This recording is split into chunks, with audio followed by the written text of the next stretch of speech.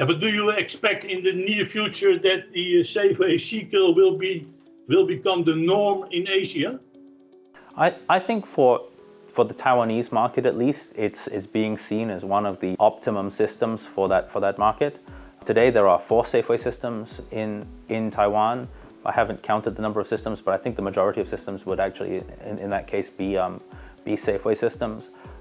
There will always be competition, which is why we must always keep pushing the boundaries and innovating and improving. But at the moment, at least we see it as one of the best solutions for the Taiwanese market.